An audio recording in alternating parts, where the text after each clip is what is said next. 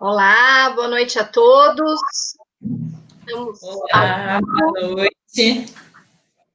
vamos esperar um pouquinho o pessoal conseguir entrar. Por hora estamos só nós. Aí, já tem gente nos assistindo. Seja bem-vindo. Consegue nos escutar? Tá tudo certinho?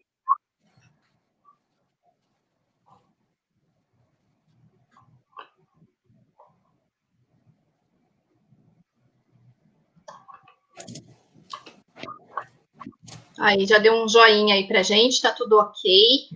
Então, acho que a gente pode começar aqui a nossa live. O tema de hoje é com relação ao contrato de trabalho, né? Nós tivemos diversas modificações com relação à legislação trabalhista nos últimos meses e na última semana, né, professora Marina? E eu sou a professora Cecília, sou coordenadora do curso de Direito de Leme, e aqui ao meu lado está a professora Marina, que é nossa professora de Direito do Trabalho, Direito Previdenciário, Direito Civil, em alguns pontos, e ela é especialista em Direito do Trabalho, e atualmente, né, também é advogada, ela também advoga aí na área trabalhista, previdenciária, etc. Seja muito bem-vinda, professora. O objetivo aqui é que a gente dê noções, né, dessas alterações legislativas e traga sempre algum conteúdo para a população. Então, a página aqui não é a página de direito, muitos dos que nos ouvem efetivamente são da área jurídica, mas nem todos, tá bom? E só para a gente já tem aí um público razoável, né, que a gente não fique perdendo tempo aqui com relação ao conteúdo, eu já vou passar a palavra para a professora Marina, para que ela faça as considerações iniciais do tema. Se vocês tiverem alguma dúvida, podem postar aí nos comentários, que eu vou passando para a professora Marina também, tá bom? Sejam todos bem-vindos. Professora Marina, a palavra é sua. Boa noite, professora Cecília. Muito obrigada pelo convite. É uma honra participar da live nessa quinta-feira e poder falar com vocês um pouquinho sobre essas muitas alterações que a gente está vivendo dentro da área trabalhista, né, dentro do direito do trabalho. A gente vai focar hoje nas alterações trazidas aí pela Lei 14.020, que foi publicada agora no dia 6 de julho, né? Mas tem bastante coisa para falar. Advogado trabalhista não está dormindo, não está respirando. Toda hora a gente tem uma portaria, um decreto, uma medida provisória nova. Então, são muitas alterações, tem muito assunto, muita coisa interessante para a gente tratar aqui na live. Mas hoje nós vamos focar aqui na Lei 14.020. Eu queria começar, como eu sei que além, né, dos alunos do direito, a gente tem um outro público, né, mais pessoas estão podendo assistir essa live. Então, eu queria começar falando um pouquinho sobre, né, a motivação do direito do trabalho, o porquê o direito do trabalho existe, né? A gente tem o direito do trabalho aqui com o objetivo de estar buscando, de buscar a melhora das condições de pactuação da força de trabalho, né? E também, então, está sempre procurando melhores condições para o trabalhador, também buscar aí um equilíbrio na relação empregador, que é o detentor dos meios de produção, e empregado, né, que aí então está vendendo a sua força de trabalho, sempre respeitando os princípios da dignidade da pessoa humana, os princípios do valor social do trabalho e os princípios da livre iniciativa, né? Então, todos esses princípios precisam ser respeitados, ainda que em um novo momento, ainda que em tempo de pandemia. Esses princípios não podem ser deixados de lado, né? A gente tem o artigo 170 da Constituição Federal, que ele traz para a gente que a ordem econômica ela é fundada na valorização do trabalho humano e na livre iniciativa, buscando, né, dessa maneira, objetivando assegurar a todos uma existência digna, conforme os ditames da justiça social. Então, gente, o que isso quer dizer? Né? Qual a importância aí do valor social do trabalho? Né? O trabalhador, ele é uma multiplicidade de seres. Ele é o ser trabalhador, mas além disso, ele é um ser econômico, um ser consumidor, um ser político, um ser familiar, né? Ele é um ser social. Então, o Estado, atuando junto com a economia, ele deve estar sempre criando condições para a geração de trabalho, né? De modo que esse indivíduo, então, que esse trabalhador, ele seja inserido no mercado, que o seu trabalho seja valorizado, porque através desse trabalho, ele vai participar da distribuição de riquezas, né? Da repartição de riquezas dentro do mercado, fazendo dessa forma com que as riquezas circulem, que nossa economia seja impulsionada, né? Em contrapartida, da mesma maneira, o Estado, ele deve criar, então, todas as condições possíveis também, além de oferecer uma segurança jurídica, mas também oferecer aí uma infraestrutura necessária para que o indivíduo possa empreender, assegurando, então, a livre iniciativa, as condições para a livre iniciativa, né? Então, a gente estimula o indivíduo a empreender e isso também faz, né, promove a circulação de renda. Ou seja, se cada indivíduo ele puder exercer dignamente uma atividade laborativa e empreender, a gente tem toda a sociedade participando da repartição de riquezas geradas no nosso mercado e circuladas no mercado, e dessa maneira a gente tem, então, feita a justiça social para a consagração do bem comum, né?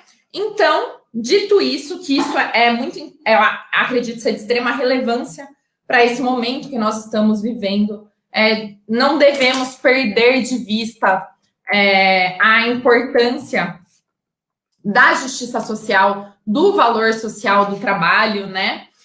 A gente está vivendo um mundo novo. O que está acontecendo no mundo, não é só no Brasil, a gente nunca vivenciou antes, né? Todas as relações sociais estão sendo afetadas. Não só as relações de trabalho, mas as relações de consumo, né? As relações familiares, enfim. Tudo está sendo muito afetado por essa pandemia que assolou o mundo todo, né? Mas as relações de trabalho, elas vêm mudando drasticamente, né? E acredito que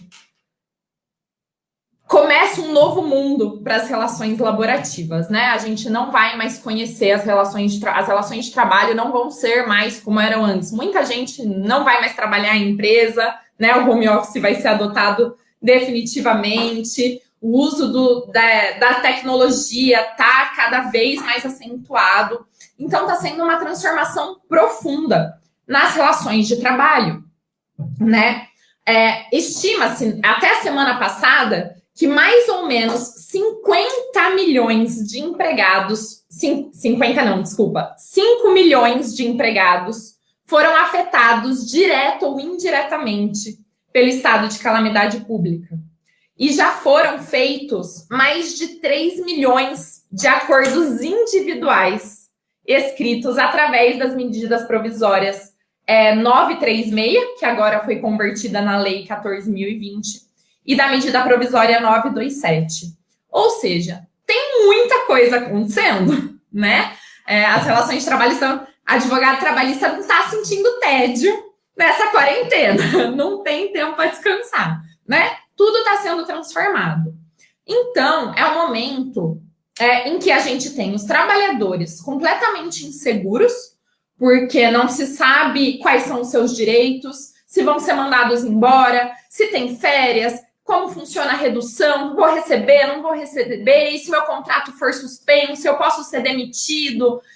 Então, os trabalhadores estão inseguros e os empregadores também na tomada de decisão, né? Eu posso fazer isso, eu não posso fazer isso, como eu posso manter esse empregado no meu quadro de funcionários. Então, a insegurança jurídica ela está pairando tanto para os trabalhadores como para os empregadores. É extremamente importante que a gente tenha legislações nesse momento, né?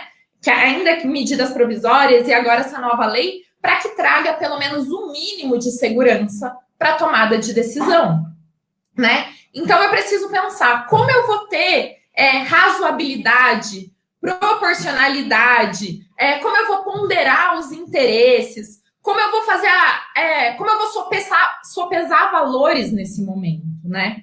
Então, tudo isso requer uma análise muito cuidadosa. Logo no dia 1º de abril, né? Foi o estado de calamidade pública foi decretado no dia 6 de março. Lá no dia 1º de abril, já saiu a medida provisória 936, que tratava da possibilidade de redução de jornada e proporcionalmente dos salários e da suspensão dos contratos de trabalho. Essa medida provisória, agora no dia 13 de julho, ou seja, tá no dia 6 de julho, tá bem fresquinha ainda. Desculpa se eu me perder um pouquinho nas datas, mas é que tem medida provisória do dia 13, de ontem, tem todo dia. Decreto, portaria. Mas agora, no dia 6 de julho, essa medida provisória foi convertida na Lei 14.020, que institui o Programa Emergencial de Manutenção do Emprego e Renda para o enfrentamento do estado de calamidade pública. Então, ele tem aplicação durante o estado de calamidade pública aí, decretado em março, né? Quais são os objetivos dessa lei? Que trata, então, da redução de jornada e de salário e da suspensão dos contratos de trabalho. O objetivo dessa lei é reduzir, né, buscar minimizar as consequências e os impactos gerados pelo estado de calamidade pública. Então, estamos vivendo num momento em que empresas estão fechando, comércios não estão abrindo, as pessoas não podem sair de casa, agora começa uma flexibilização em algumas regiões, a gente não sabe quanto tempo isso vai durar, se pode acabar fechando de novo, né? Depende de como vai ser a contaminação, da responsabilidade das pessoas ao sair de casa, né? Então, tendo isso em vista, eles criam essa lei com o objetivo de buscar preservar o máximo de emprego, de preservar a renda, de garantir a continuidade das atividades laborais e empresariais e reduzir, então, os impactos, né, decorrentes desse estado de calamidade. E aí, essa lei, ela traz 3 medidas, então. A possibilidade de redução proporcional de jornada e de salário, a suspensão do contrato de trabalho e, né, nesses casos, então, o pagamento do benefício emergencial de preservação de emprego e renda. É importante a gente já começar ressaltando que essa lei ela não se aplica para quem já recebe algum benefício, para quem está recebendo seguro-desemprego, para quem recebe o benefício de prestação continuada ou o BPC, e também no âmbito da União, dos estados, do Distrito Federal, do município, os órgãos da administração pública, seja direta ou indireta, empresas públicas, sociedade de economia mista. Nesses casos, essa lei não é aplicada, tá? Então, a gente precisa fazer essa ressalva para a gente poder continuar. Esse benefício, ele é pago com recursos da União, através do Fundo do Seguro-Desemprego. E aí vem uma grande dúvida, né? Que muita gente vem perguntando sempre que a gente fala sobre o pagamento desse benefício. A maior dúvida e agora? Quando eu precisar, se eu eventualmente precisar do seguro-desemprego, ele vai ser afetado? O valor do seguro-desemprego vai ser afetado? A concessão do seguro-desemprego vai ser afetada? Não, tá? Então, receber o benefício agora, todo mundo pode ficar tranquilo quanto ao seguro-desemprego, porque não afeta a eventual necessidade do seguro-desemprego. Aí, claro, sendo necessário que se cumpra as regras, né, de contribuição e período de trabalho, enfim, da lei do seguro-desemprego. Mas não afeta nem o valor, nem a concessão do seguro-desemprego. Outro ponto importante é que para o recebimento deste benefício aqui, não depende de período aquisitivo, não depende de nenhum cumprimento de período aquisitivo, de tempo de vínculo empregatício ou de quantidade de salários recebidos. Basta você estar empregado para que seja, né, e que a sua empresa adote aí ou a redução ou a suspensão para que você seja elegível e que você receba esse benefício do governo. Não é o trabalhador quem vai comunicar ao Ministério da Economia da necessidade do recebimento do benefício. Quem faz esse comunicado é o próprio empregador. Então, é o empregador quem comunica o Ministério da Economia, num prazo de 10 dias da celebração do acordo, da necessidade aí da necessidade da redução que foi feita ou da suspensão do contrato, passando a informação da duração, de quantos funcionários e quais funcionários foram afetados. Então, quem faz essa comunicação é o empregador, tá? A base de cálculo para o recebimento desse benefício, ela é a mesma que seria calculada para o seguro-desemprego. Então, a base de cálculo é o valor mensal do seguro-desemprego que esse empregado teria direito caso estivesse recebendo esse benefício. Nos casos da redução de jornada ou da redução de jornada, eu vou aplicar o percentual que essa jornada foi reduzida, que esse salário foi reduzido.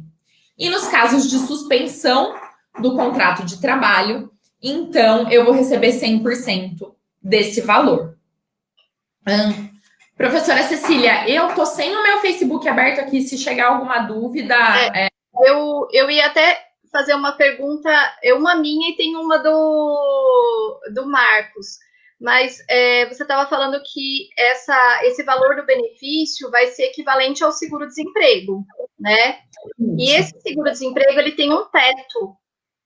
Então, se a pessoa ela ganha mais do que esse teto, imagine aí uma pessoa que ganha 3 mil por mês, ela não vai receber esses 3 mil como auxílio, esse complemento, né? Ela vai receber um valor menor, que seria equivalente ao seguro-desemprego. Isso. A base de cálculo para o recebimento do benefício é o que ela teria direito se ela fizesse jus ao seguro-desemprego, tá? Mesmo em casos da redução em que eu posso reduzir 50%, então o empregador pagaria 50% do salário dela, e aí o seguro-desemprego pagaria os outros 50%, né? Eu ainda uso como base de cálculo o valor que essa pessoa teria direito se ela estivesse recebendo seguro-desemprego, e não o salário dela, tá? Mas, entendi. Para a redução, quanto para a suspensão, eu tenho que preservar, eu tenho que respeitar o valor do salário hora dessa pessoa. Isso continua com a necessidade de ser preservado, tá? Perfeito. E tem uma pergunta aqui do Marcos Carvalho, que é nosso aluno do matutino, do período matutino. Ele pergunta o seguinte: sobre os novos contratos trabalhistas, como ficarão se essa pessoa já for contratada como home office? Muda alguma coisa nessa contratação? Eu acho que seria interessante também, ele não estendeu na conversa, mas seria interessante a gente perguntar também se a empresa tem que fornecer os equipamentos, como que fica essa contratação? Tá. Nos casos da pessoa ser contratada, como eu falei, esse benefício ele não depende de tempo de vínculo empregatício. Então, pode acontecer da pessoa ser contratada para trabalhar em home office e que, através dessa contratação, seja feita a redução.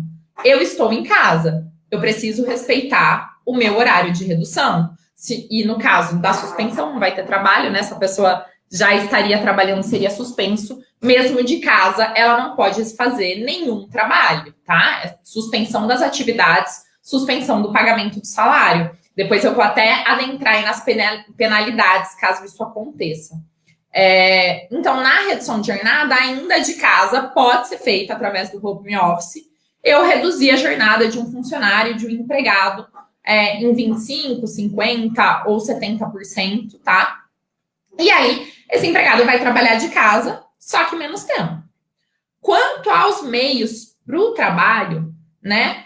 Há a possibilidade de que o empregador, então, forneça todos os meios necessários para que esse empregado trabalhe, e isso não será considerado, não será incluso aí na base de cálculo do salário e, enfim, de todos os reflexos salariais desse funcionário, tá? Não vai ter nenhuma outra repercussão. Então, ele fornece para que o empregado possa exercer a atividade dele.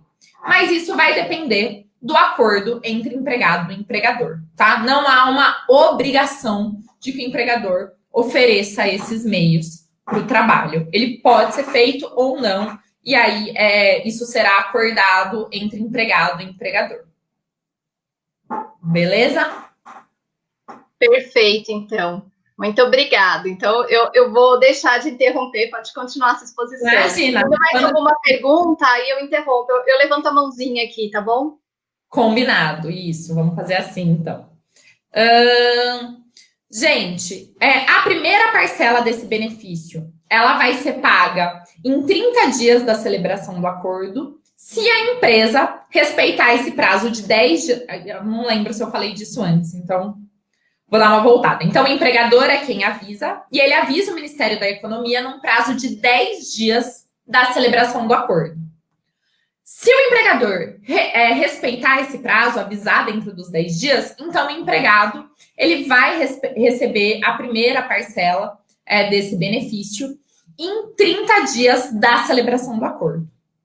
Caso o empregador não cumprir o prazo, então quem será responsável pelo salário? O empregador, com todos os encargos sociais, com todos os encargos trabalhistas e com todos os reflexos. Vai fazer o pagamento do salário normal, tá? Então, precisa estar atento a esse prazo. Eu vou começar falando agora das regras gerais, tanto para a redução quanto para a suspensão do contrato de trabalho. E aí, depois eu vou dividir as duas. Vou falar do caso da gestante, que a gente teve uma novidade aí nunca antes vista no direito do trabalho, do aposentado, mas vou começar falando no geral, no que se aplica para tudo, tá? Gente, tanto a redução quanto a suspensão, isso é novidade, porque a medida provisória não trazia essa previsão. Ela pode ser feita na empresa de forma setorial, de forma departamental, parcial ou total. Não é obrigado que toda a empresa sofra a redução ou sofra a suspensão do contrato de trabalho. Ela pode ser feita só em determinados setores, em determinados departamentos. Não há problema algum, tá? Ela pode ser feita através de um acordo individual escrito. É muito importante respeitar a forma escrita desses acordos, além do motivo da lei prever isso, né? Mas para que haja uma maior segurança para esse empregado e, claro, para o empregador também. Então, ela pode ser feita por acordo individual escrito. Nesse caso, o empregado ele tem que ser avisado, ele tem que receber a proposta desse acordo com 2 dias de antecedência da celebração. E também há a possibilidade que seja feita por negociação coletiva. O acordo individual escrito, ele pode ser feito para os funcionários que recebam um salário igual ou menor que R$ 2.900, se esse empregador tiver oferido como receita bruta em 2019 até R$ 4.800.000. E também para os empregados com um salário igual aí ou inferior a 3.135, que são 3 salários mínimos, né?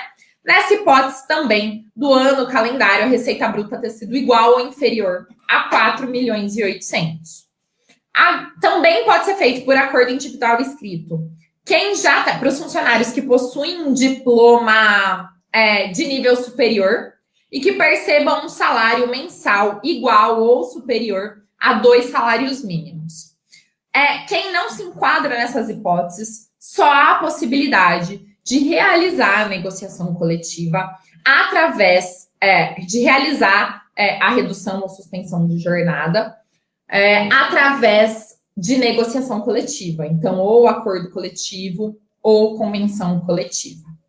Essa parte aqui dos sindicatos, ela é bem polêmica, né? No começo da MP se falava que não tinha necessidade do sindicato participar da negociação ou desse acordo, depois que tinha, depois que não tinha nem que comunicar, depois tinha que comunicar. Enfim, a lei vem e ela estabelece que o empregador ele deve comunicar. Então, há a possibilidade de um acordo individual sem a participação do sindicato, mas que feito esse acordo, o empregador também deve comunicar o sindicato da categoria num prazo aí de 10 dias da celebração desse acordo, tá? Então, isso ficou resolvido. O TST e o STF, nesse momento, eles vêm incentivando bastante os acordos individuais, né? Eles vêm ganhando uma grande dimensão nesse momento de pandemia, tá? Acabou a calamidade pública, né? Houve aí um decreto, do mesmo jeito que nós tivemos um decreto que instituiu, né? Que instituiu que estávamos em calamidade pública, nós vamos ter um decreto quando ela acabar. Acabou, então, saímos do estado de calamidade pública. Há um prazo de 2 dias para que seja restabelecido o emprego, né? O trabalho, ou então para que haja o fim da redução aí da jornada do salário. Caso a empresa a região aí ter voltado a abrir o comércio, ou sua empresa poder funcionar agora, não era atividade essencial, vou voltar a funcionar. Também preciso de um prazo, né? Isso pode ser feito antes do fim do acordo, mas preciso avisar, comunicar meu funcionário com 2 dias de antecedência, tá? A redução, ela pode ser feita por acordo individual escrito em 25%, 50% ou 70%, tá? Então, essa é a quantidade que eu posso reduzir, sempre proporcionalmente. Eu reduzo a jornada e proporcionalmente eu reduzo o salário. Não há possibilidade de fazer só a redução salarial. Preciso reduzir a jornada também. Deixa eu perguntar uma coisa. Imagine que o empregador, ele comunica uma redução de 70%. Só que, na prática, ele continua exigindo a mesma carga de trabalho. Então, vamos colocar aí que o empregado trabalhava de segunda a sábado e ele continua trabalhando de segunda a sábado. Tem alguma coisa que esse empregado possa fazer para levantar essa irregularidade? Sim, com certeza. Esse empregado ele pode fazer uma denúncia para o Ministério Público do Trabalho, né? Para os fiscais do trabalho, para que seja decretada a nulidade dessa redução. E o empregador, além de ter que pagar os salários, ele vai incorrer em penas administrativas, né? Por conta desse descumprimento. Então, há a possibilidade de fazer a denúncia nos casos em que que não está sendo respeitada a redução. E a gente tem uma pergunta aqui do professor Yuri. Ele pergunta o seguinte: diante das novas relações que se estabelecem no modelo de uberização das relações de trabalho, como fica a questão da greve e a relação com os sindicatos? É possível obrigar o autônomo a trabalhar? Então, essa questão vem ganhando muita força. A gente viu agora a paralisação até dos motoboys, né? Que são empregados aí dos entregadores, que são, na verdade, não há uma relação de emprego, não há anotação de vínculo, não há anotação na carteira de trabalho, mas há uma relação de trabalho e eles estão exigindo melhores condições. A gente vai viver um momento agora de um novo modelo sindical vai surgir, né? Representando trabalhadores autônomos, representando trabalhadores informais e lutando por melhoria das condições de trabalho. Eu acho que o que vai acontecer daqui para frente é uma flexibilização muito grande das relações de emprego. Acho que inevitavelmente as relações de trabalho vão ser mais informais. E aí fica extremamente importante e necessário que nós tenhamos sindicatos ativos, participativos, fiscalizando, negociando, buscando melhores condições de trabalho. Então, é um momento em que os sindicatos eles podem ganhar destaque, né? Se eles agirem com seriedade, sendo aí ativos, fiscalizando mesmo o que está acontecendo, lembrando que o sindicato ele não atende só as pessoas que são associadas a esse sindicato, ele deve estar olhando para toda a categoria, né? Então, é um momento em que os sindicatos podem ganhar uma maior relevância, né? Já são extremamente importantes e agora ficam mais ainda, porque, de fato, principalmente com essa possibilidade de haver tantos acordos individuais, né? Fica, de fato, mais fácil com que haja alguma fraude ou algum abuso nas relações de trabalho aí por parte dos empregadores. O trabalhador está precisando de emprego agora, então fica mais suscetível a aceitar condições abusivas nessa relação de trabalho. Então, a atuação do sindicato agora é muito importante, né? A questão só cortar um pouquinho. Nessa questão de quem trabalha com Uber ou quem é motoboy e é autônomo, a gente não aplica essas regras de suspensão ou então de redução da carga horária, né? Eles não são considerados empregados para essa nova legislação. Não são considerados empregados. A gente está vendo algumas decisões judiciais aqui no Brasil que vem reconhecendo o vínculo no caso de Uber, né? Mas a princípio não há esse reconhecimento de vínculo, eles são considerados funcionários autônomos. Então, e aí que a gente vê essa questão, então não pode aplicar a redução ou suspensão. E aí é nesse momento que a gente vê o que está acontecendo. Esses funcionários, vendo que eles estão sendo prejudicados, né? Que eles estão trabalhando em relações precárias, ainda que autônomos ou informais, eles se juntam e se mobilizam para buscar um equilíbrio com essas empresas, né? O empregado sozinho, né? O empregado não, o trabalhador sozinho não consegue negociar muita coisa, né? Ainda mais que são grandes, são multinacionais, enfim. Agora, quando há essa junção e essa busca, né, por objetivos em comum, fica mais fácil de eu equilibrar essa relação do detentor aí, dos meios de produções, dos meios telemáticos, enfim, e desses trabalhadores autônomos, né? Então, a gente vem descobrindo novas maneiras de união, de associação, para buscar essa melhoria nas relações de trabalho, sim. E vai ser um movimento bem interessante. A gente está vendo que não está só no Brasil, né? Paraguai, Uruguai, até na Espanha, eles vêm se mobilizando em conjunto, né? No caso dos entregadores, para buscar essa melhoria nas relações de trabalho. Eu tenho mais uma pergunta aqui, do nosso aluno, Jonas Pose. E ele pergunta o seguinte: diante da pandemia, se a empresa dispensar o funcionário, ela pode recontratar depois de 3 meses ou ela deve esperar os 6 meses previstos na CLT? Pode recontratar. Eu trouxe, inclusive, para a gente falar sobre isso, né?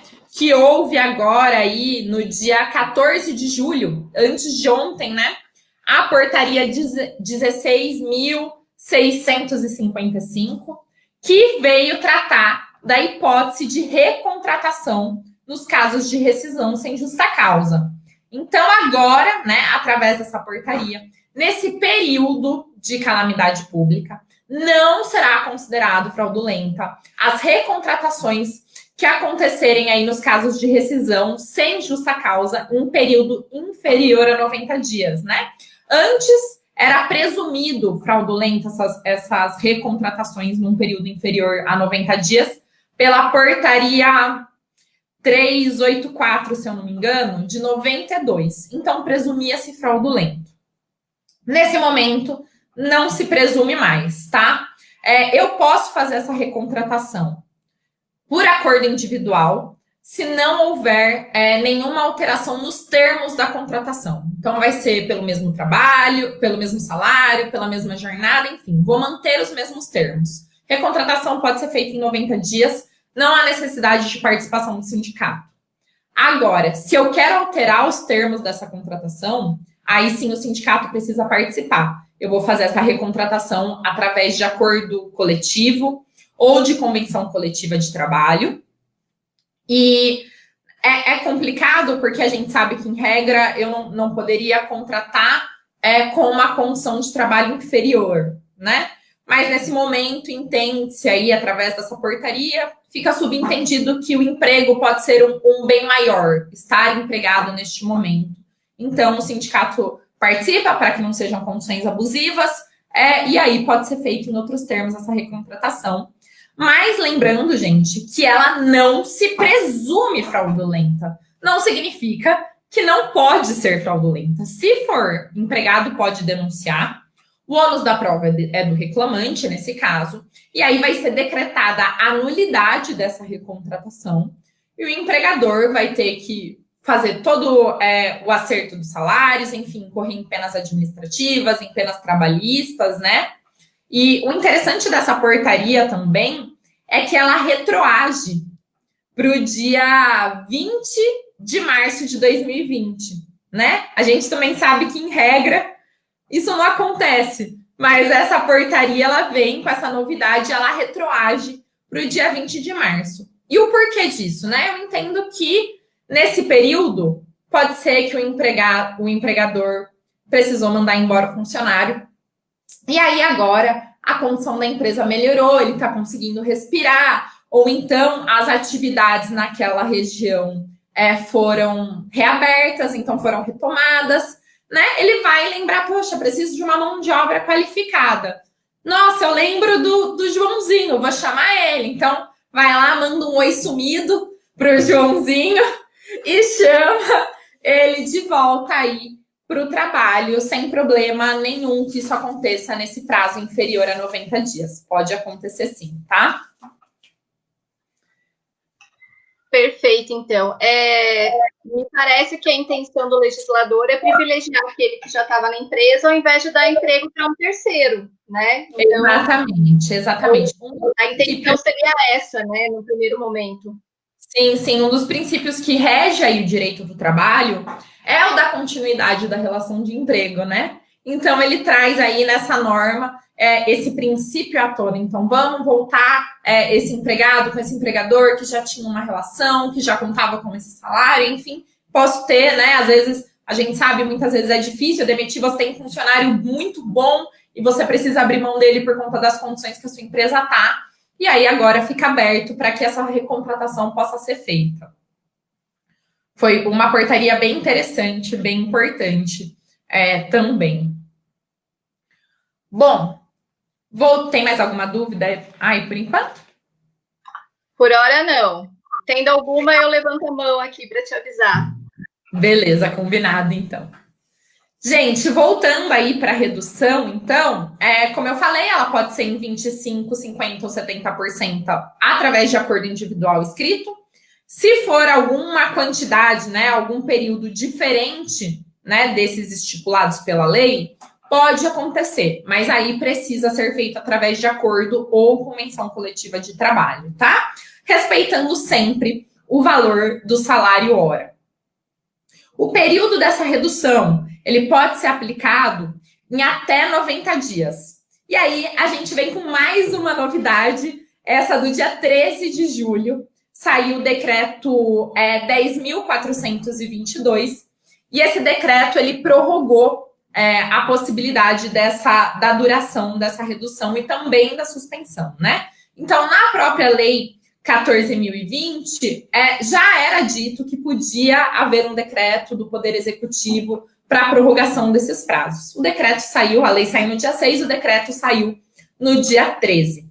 E agora há a possibilidade da prorrogação da redução de jornada por mais 30 dias.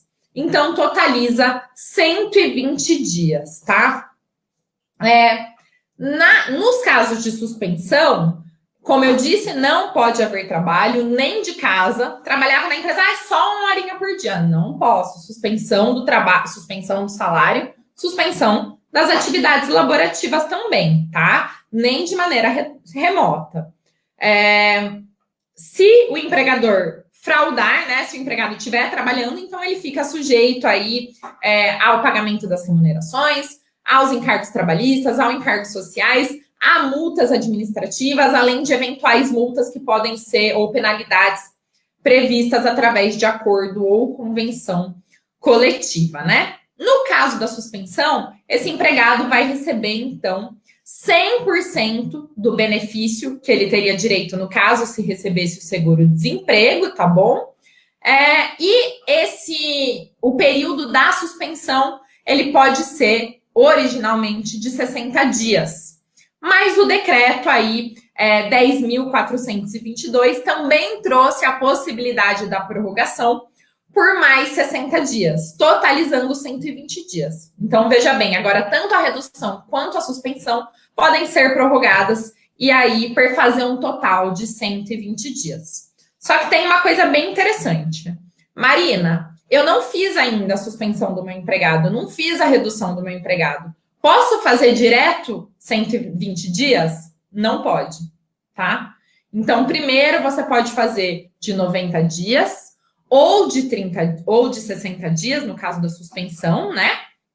E aí, se houver a necessidade, posso prorrogar, então. Mas, a princípio, eu tenho que respeitar os 90 dias no caso da redução e os 60 dias no caso da suspensão. Se houver necessidade, prorrogo pelo tempo que a lei me autoriza, perfazendo nos dois casos um total de 120 dias, tá? Mais uma novidade desse decreto 10.422 foi que ele trouxe a possibilidade de suspensões sucessivas. Então, eu posso, em períodos sucessivos ou em períodos intercalados, fazer novas suspensões, né? Desde que esses períodos sejam um período igual ou inferior a 10 dias, tá? Igual ou superior, me perdoa, a 10 dias. Aí, e que não exceda o prazo de 120 dias. Esse, por hora, é o prazo máximo, tá? Outro ponto importante também da redução e da suspensão de jornada são os casos das pessoas que têm mais de um emprego, tá? Quem tem mais de um emprego e os dois contratos de trabalho, por exemplo, forem afetados, ele vai poder receber o benefício dos dois contratos de trabalho proporcionalmente à redução ou suspensão que cada um sofreu. Então, se eu tenho mais de um emprego, eu posso receber proporcional aos empregos que eu tenho. Não há essa restrição. Também foi uma regra aí que eu achei bem interessante, né? A gente vê que é uma tentativa de impactar, de fato, o mínimo possível a renda aí, a vida desses trabalhadores, né? Também a garantia provisória do empregado. Então, durante o período de suspensão ou de redução de jornada, não pode mandar esse funcionário embora. E, mais ainda, pelo igual período em que ele sofreu a redução ou a suspensão, eu também não posso mandar embora. Então, fiz a redução por 60 dias. Acabou o período da redução, esse empregado ele vai ter mais 60 dias de estabilidade, tá? Não pode mandar embora. Se houver, mas pode pedir demissão, é claro, e há a possibilidade de demissão por justa causa, mas sem justa causa não pode haver a demissão. Se houver essa demissão, se isso não for respeitado, então o empregador ele vai ter que pagar uma indenização no valor, nos casos da redução entre superiores até 25%, aliás, entre 25% e 50%, de 50% do valor que ele teria direito aí no tempo de garantia provisória, tá? Nos casos de 50% a 70% de redução, ele vai ter que pagar um valor de 50% do que ele teria direito e 75% do que o empregado teria direito no período de garantia provisória, quando houver mais de 70% do trabalho reduzido, né? E do salário, ou também nos casos de suspensão, tá? Isso sem prejuízo algum que o empregado receba todas as suas verbas rescisórias. Se o direito continua, tá? Gente, outra coisa bem importante é que ficou proibida a dispensa sem justa causa da pessoa com deficiência. Não pode demitir pessoa com deficiência nesse período de pandemia, tá? E aí, um outro ponto legal aí, a novidade que eu falei para vocês é em relação à gestante, né? A gente teve algo nunca visto antes no direito do trabalho, que foi a possibilidade de soma de estabilidades. Então, agora, a gestante, né, a partir do parto, ela tem 5 meses de garantia provisória nesse emprego. Somado a esse período, ela terá a garantia do tempo em que houve a redução do seu salário, da sua jornada ou a suspensão. E esse período só vai começar a contar depois que acabar os 5 meses da garantia. Então, vamos supor que houve uma redução de jornada de 60 dias.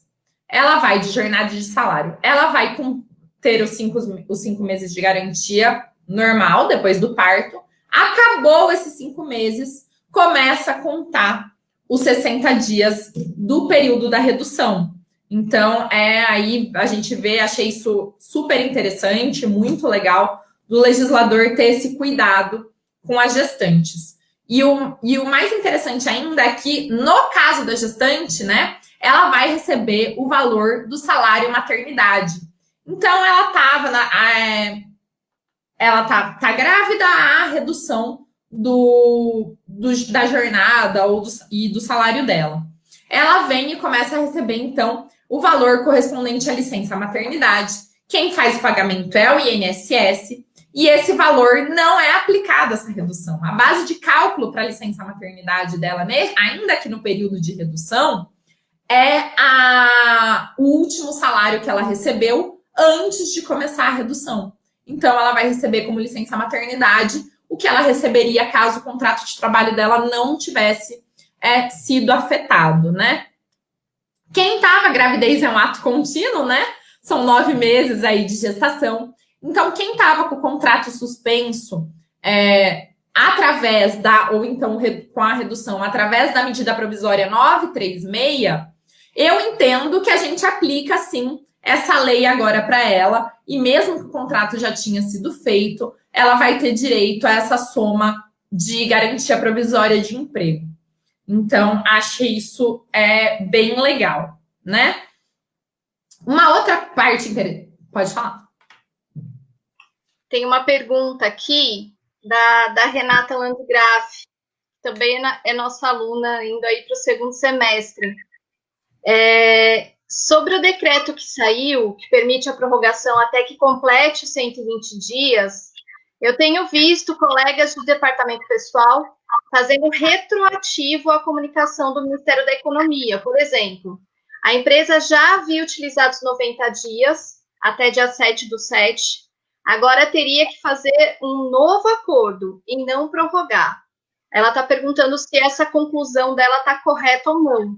Se nessa hipótese que já tinha aplicado essa suspensão até o dia 7/7, como essa lei saiu posterior, você teria que fazer um novo acordo ao invés de uma prorrogação. Então, se ainda estava na vigência da suspensão ou da prorrogação, da suspensão ou da redução, não. Você só faz a prorrogação, faz a devida comunicação e prorroga. Agora, se ela já tinha acabado, aí isso pode ser bem passível de debate, né? De discussão. Inclusive, eu ouvi alguns juristas falando sobre isso, de que poderia usar aí um prazo de 10 dias para fazer essa comunicação de prorrogação. Então, que eu poderia utilizar o prazo de 10 dias lá da portaria 16.655, que fala da recontratação, enfim, que eu poderia estar usando esse prazo de 10 dias. Então, se terminou no dia 7, por exemplo, eu teria até agora, dia 17, para poder fazer esse aviso, né? E não a celebração de um novo acordo. Eu entendo que agora tudo está mais maleável, né? A gente precisa se adaptar a essas novas situações. Então, né, não respeitando 120 dias, até acho que pode ser possível um debate de prorrogação, tá? Dessa suspensão ou dessa redução que já tinha sido feita. A gente poderia colocar que numa interpretação literal dessa norma do dia 14, efetivamente não seria possível, mas se a gente fizer uma interpretação sistemática com as outras normas do período, aí ok, poderia se interpretar dessa forma, até porque ficou um espaço de tempo sem norma, né? Sim. Então dá para ter esse debate, né? Dá para ter esse debate, né? Quão seguro é fazer isso, que é o que a gente questiona, né? O quão seguro seria fazer isso. Eu acho que nessa situação seria importante estar acionando o sindicato aí para que haja uma maior segurança para esse empregador, né? Que quer fazer essa prorrogação, tá? Gente, também tem a questão do aposentado, né? Houve uma grande discussão na medida provisória 936 se esses aposentados teriam direito ou não a esse benefício, né? Na nova lei, então, na 14.020, isso foi esclarecido. Os aposentados podem sofrer suspensão ou redução do seu salário e da sua jornada. Porém, quem faz o pagamento não é a União, é o próprio empregador. Por que isso pode ser interessante para o empregador? Porque a gente vai usar a mesma base de cálculo para fazer o seguro-desemprego. Normalmente, esse valor vai ser mais baixo do que o salário desse empregado. E isso será considerado uma ajuda compensatória. Então, não vai incidir encargos sobre esse valor, reflexos salariais, FGTS, não vai incidir sobre essa ajuda compensatória que o empregador vai pagar. Então, pode acabar sendo interessante para os empregadores estarem fazendo, admitindo essa possibilidade para os empregados aposentados.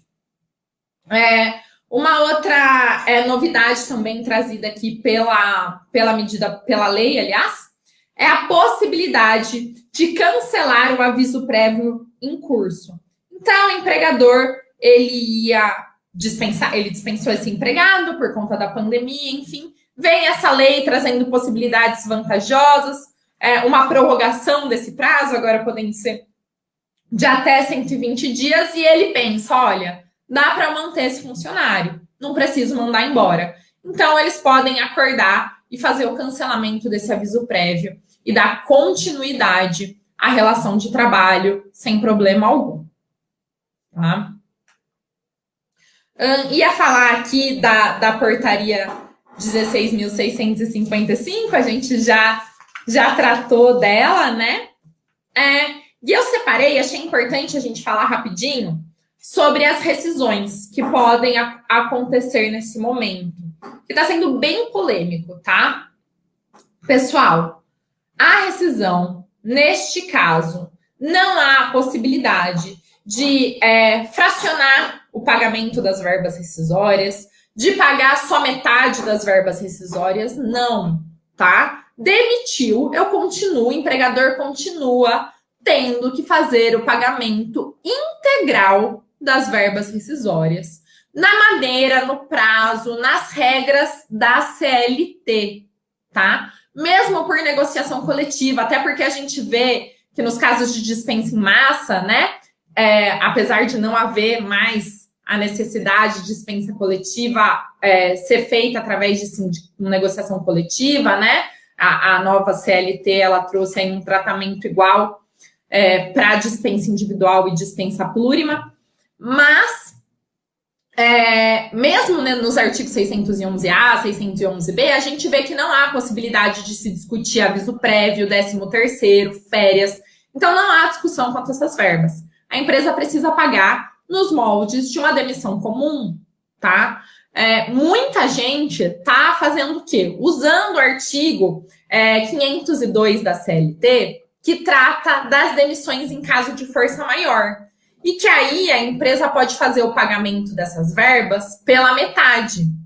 Mas, gente, muito cuidado com isso, porque eu só posso aplicar essa hipótese se a empresa fechou, encerrou as atividades. Se não encerrou as atividades, não há no que se falar em força maior.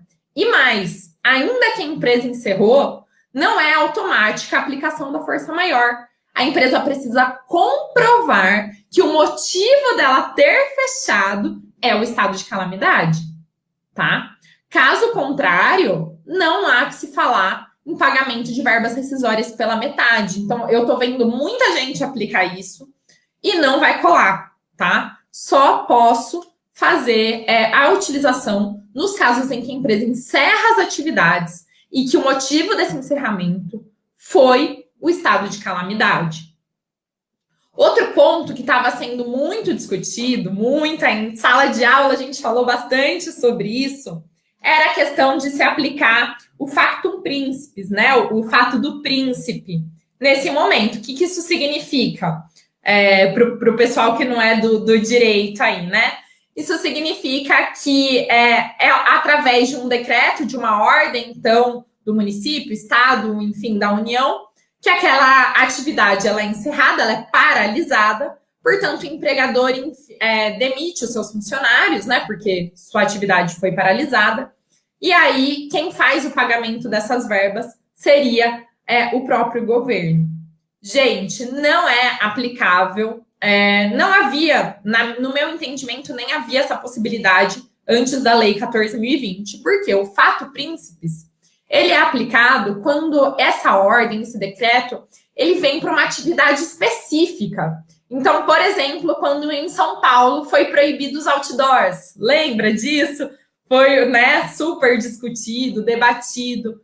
Aí sim a gente pode falar de fato príncipes. Agora não, isso é para todo mundo, né? Todo mundo ferrado. Não é uma atividade específica, uma empresa específica.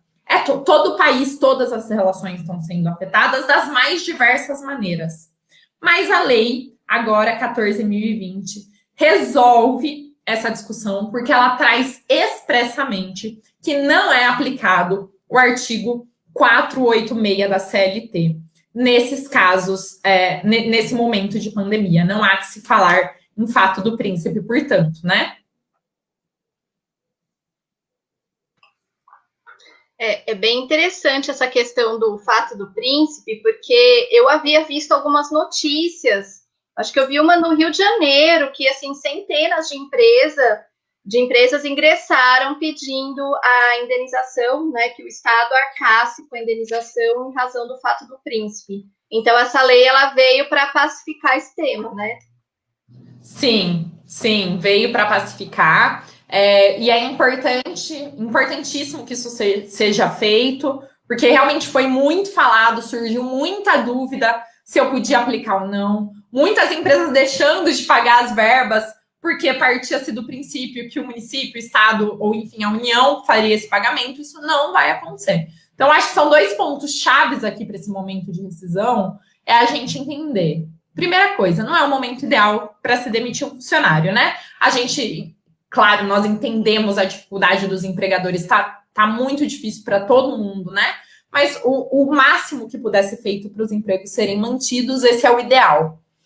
Mas que não há possibilidade de aplicação de força maior, a não ser que a empresa tenha fechado. A gente vai ver muita ação disso. Eu não tenho dúvida, aliás, né? Em todas as áreas do direito, eu acho que a gente vai ver força maior ser usada como a gente nunca viu antes, né? Mais para as relações de consumo, enfim, né? E porque, de fato, gente, né? As pessoas não estão trabalhando, ou não entregando produtos, ou não estão cumprindo com as suas obrigações porque elas simplesmente não querem, né? Uma pandemia assolou o mundo e transformou todas as relações. Mas, no caso do direito do trabalho, a força maior, ela só vai ser aplicada se essa empresa fechou por conta da pandemia. Senão, o pagamento de verbas rescisórias normal. Não há o que se discutir. E aí, eu acho aí que nosso tempo já tá dando, né? Já sim. Mas, assim, gente, é um momento muito delicado. Como eu falei no começo, a gente nunca viveu isso antes.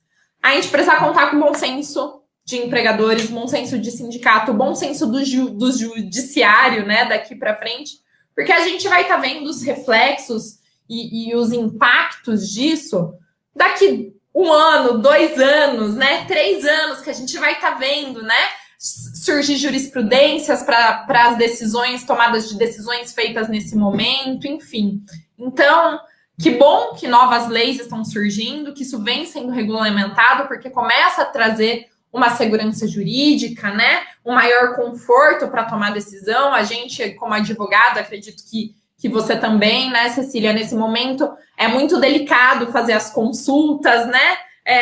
Fazer consultoria aí para tomada de decisão, enfim. É um momento bem delicado em que a gente fica, olha, nada é 100%, né? Nada é 100% de certeza. A gente vai vendo aí como as relações vão se dar, como as decisões vão se dar ao longo dos próximos anos. Sem dúvida, eu acredito que a pandemia tem afetado bastante o mundo jurídico. Acredito que as pessoas que não são da área do direito nunca ouviram falar tanto de lei, né? Porque que nem eu atuo mais na área privada e de direito de família. Há 15 dias atrás eu estava aqui na live falando sobre alimentos e guarda, né? Na pandemia. Mas afetou a questão contratual, a questão das relações das locações. Até estava vendo uma notícia hoje no site do Tribunal de Justiça de São Paulo, que 70% das ações relativas à locação foi referente à questão da pandemia, né? E a gente já está ultrapassando aí milhares, quase milhões de ações relativas à pandemia. Então, efetivamente, a gente ainda vai ter que conversar de novo sobre esses temas, porque a gente deve ter mais normas, deve ter mais interpretações no futuro. Eu agradeço imensamente, professora Marina, pela sua disponibilidade.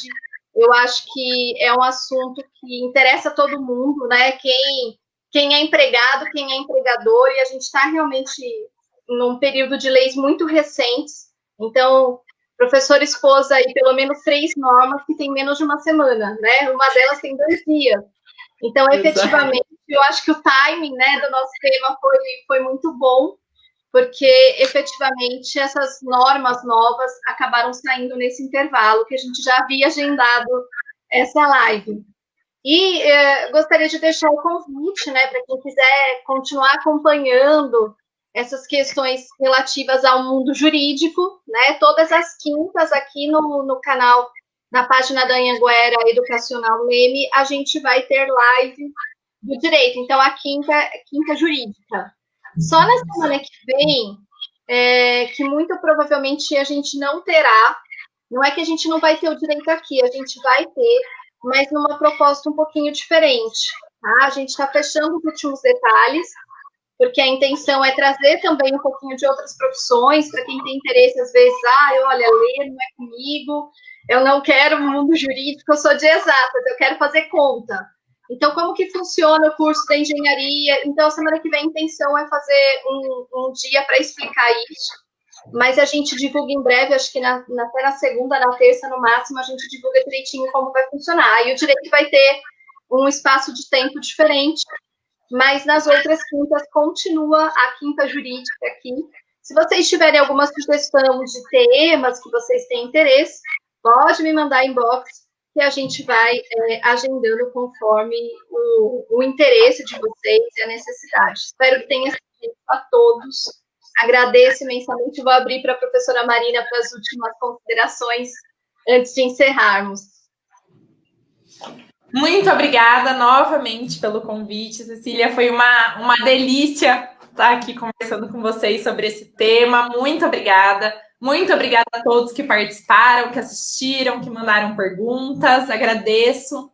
Espero que tenha sido proveitoso para todo mundo. E estou aqui à disposição de vocês aí, caso surjam novidades, né? A gente volta a se falar. Muito obrigada. Boa noite. Muito obrigada a todos, então, que nos acompanharam. Agradeço aos professores Alexandre e o professor Yuri, que também participaram da live, fizeram um oizinho ali. O professor Yuri fez pergunta, inclusive, aos nossos alunos, sempre prestigiando, né? Queria até ressaltar a Tatiane, estava na segunda-feira, na terça, na live da OAB, está hoje de novo, ela está, assim, com a carteirinha carimbada. Então, muito obrigada a todos e até a próxima. Tchau, tchau.